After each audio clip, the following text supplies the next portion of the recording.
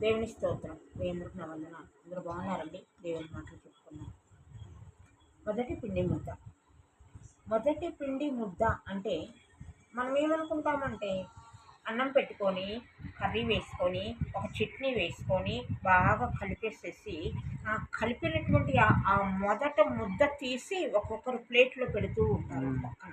ఎందుకు అంటే దేవునికి ఎండాలి. దేవుడు ఎప్పుడు తింటాడు దానిని? తినడు.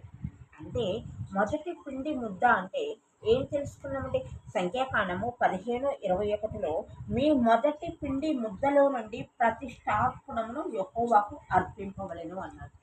మొదటి పిండి ముద్ద అంటే మీ మొదటి పిండి ముద్దలో నుండి ప్రతిష్టార్పణము యెహోవాకు అర్పింపవలెను. అంటే మన ఇంటికి వచ్చినట్టు మనము వ్యవసాయంలో కానీ ఉద్యోగములలో కానీ మొట్టమొదటిగా వచ్చేటువంటి జీతములో ముందుగా దేవునికి అందులో నుండి భాగమును తీయాలి.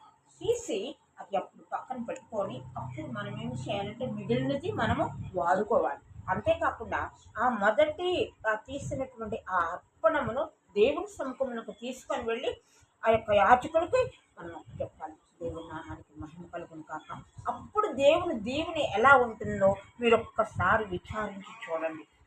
అది మొదటి పిండి ముద్ద అంటే దానికి అర్థము. అది దేవునికి స్తోత్రం. మీ అందరికీ నా వందనాలు.